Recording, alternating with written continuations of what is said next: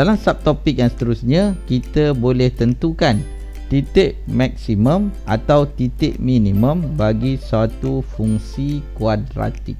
Tapi sebelum kita tentukan dulu, kita kena tahu dulu apa dia titik maksimum atau titik minimum bagi suatu fungsi kuadratik. Okay, setiap lakaran graf fungsi kuadratik akan mempunyai nilai koordinat X yang tertinggi atau terendah berdasarkan bentuk lakaran. Bagi lakaran fungsi kuadratik dengan keadaan A lebih kecil daripada kosong, okey, Y1 ialah nilai tertinggi. Dia akan, kalau macam ni kita akan dapat titik maksimum. Okey, itu adalah titik maksimum. Bagi lakaran fungsi kuadratik yang keadaan A lebih besar daripada 1, kita akan dapat titik minimum. Simple saja. Okey, bila A lebih kecil daripada kosong, maknanya dia ringan. Ringan dia ke atas. Ke atas maksimum lah. Tapi kalau A lebih besar pada kosong, dia berat. Dia ke bawah. Ke bawah itu adalah titik minimum. Itu je cara kita nak ingat titik maksimum atau minimum. Okey, kalau positif berat ke bawah, titik minimum. Negatif ringan kan, kurang aja, dia ke atas. Benda yang ringan akan naik ke atas. Contohnya belon, letak gas naik ke atas. Jadi dia adalah titik maksimum. Kita boleh terus dapat nilai titik minimum atau titik maksimum tersebut dengan menggunakan kalkulator ni. Percaya tak? Okey, kita tengok. Percaya atau tak, kita cuba. Let's try. Okey, kita tengok dulu contoh yang ini. Kita ada X kuasa 2 tolak 11X tambah 30. Soalan dia cari sama ada dia titik minimum atau titik maksimum. Kalau kita tengok nilai A dia di sini adalah 1. 1 adalah positif. 1 adalah positif. Bila positif berat, jadi titik yang kita dapat di sini pastinya adalah titik minimum. Bagaimana kita nak tahu titik minimum dia? Masih menggunakan fungsi yang sama. Siapa yang terlupa, okay, kita akan tekan menu equation. Menu equation ini. Okay, kita akan ambil polinomial dengan 2 kuasa tertingginya. Okay, kita masukkan nilai A adalah 1, nilai B adalah negatif 11. Silap. Negatif 11. Okey, dan juga nilai C dia adalah 30. Okey, X1 adalah sama dengan 6. Itu bukan titik minimumnya. Itu adalah punca dia. Titik minimumnya selepas ini. Tekan lagi. X1 dah dapat, X2 dah dapat, kita tekan lagi. Okey, kita akan dapat nilai X. Okey, kita akan dapat titik dia adalah 11/2, ini koordinat dia. Koordinat dia Y dia negatif 1/4. Okey, itu adalah titik minimumnya. Okey, koordinat titik minimumnya. Okey, nilai X. Nilai X. Yang ini adalah nilai X, yang ini adalah nilai Y. So kita boleh dapat dia macam itu. Dia di bawah negatif 1, maknanya macam ni lah, lebih kurang lakarannya. Titiknya di bawah sini. Negatif 1/4 situ, di bawah paksi X, sebab dia bernilai negatif untuk nilai Y nya. Okay, itu titik minimum. Okay, manakala kita tengok ke soalan B, ini juga adalah titik minimum sebab nilai A nya adalah positif. Kita tengok berapakah koordinat titik minimumnya. Kita ada 2 untuk A, negatif 1 untuk B, dan juga negatif 3 untuk C. Ok, X1, X2. Ok, kita dapat koordinatnya adalah, okay, untuk B koordinatnya adalah 1/4 untuk nilai X, dan negatif 25/8. Itu adalah koordinat bagi titik minimum. ya, titik minimum bagi fungsi kuadratik B, ya.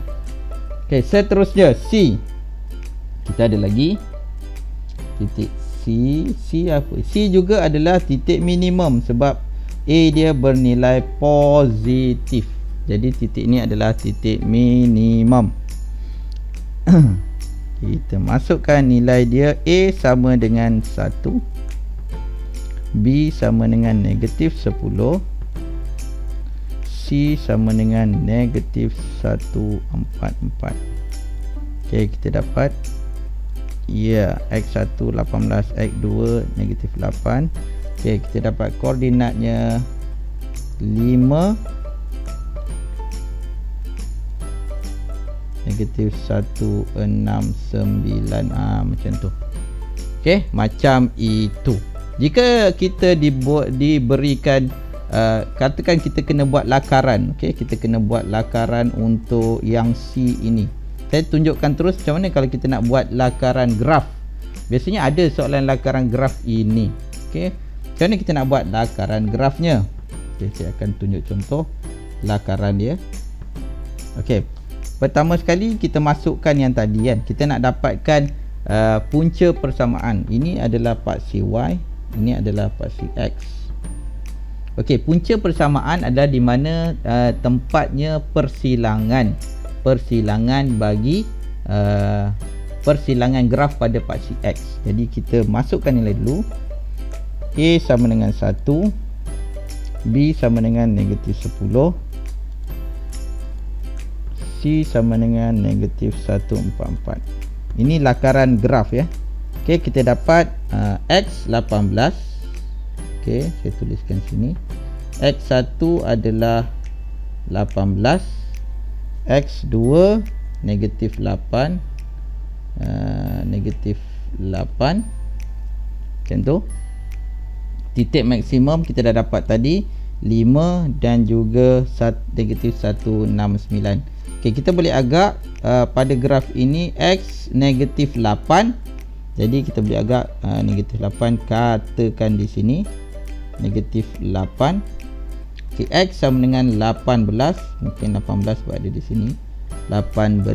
Jadi titik minimum je ada pada dia punya titik minimum, nilai Y dia adalah negatif 169. Maknanya katakan sini adalah negatif 169, maknanya dia berada di sini. Okey, pada satah yang ni. Tapi kita nak tahu mana nilai X dia. Nilai X ni adalah 5. 5 sini adalah kosong, 5 mungkin di sini. Di sini. Okey, ini adalah 5. 5 ini juga adalah paksi simetri. 5 itu adalah paksi simetrinya.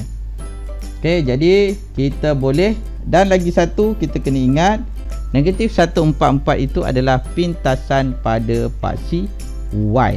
Jadi kita tahu bila dia memintas, kita akan lakarkan grafnya. Ini adalah titik minimum. Jadi mesti memintas pada paksi X, dua punca persamaan.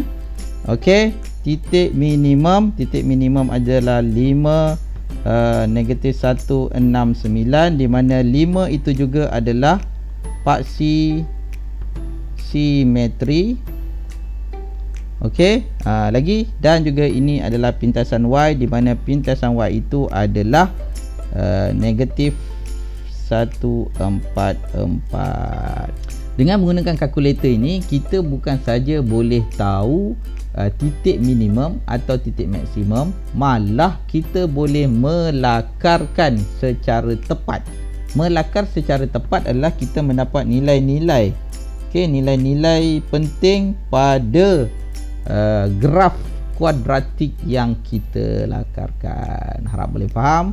Kita jumpa lagi. Bye bye. Dapatkan diskaun sebanyak RM5 dengan setiap pembelian Casio ClassWiz 570X. Untuk dapatkan link, sila klik pada description di bawah video ini untuk pergi ke Lazada Store dan masukkan kod yang disediakan ini untuk mendapatkan diskaun tersebut. Okey, anda juga diberi penghantaran percuma serta dapatkan L-shape folder secara percuma juga. Jangan lupa klik, jangan tak klik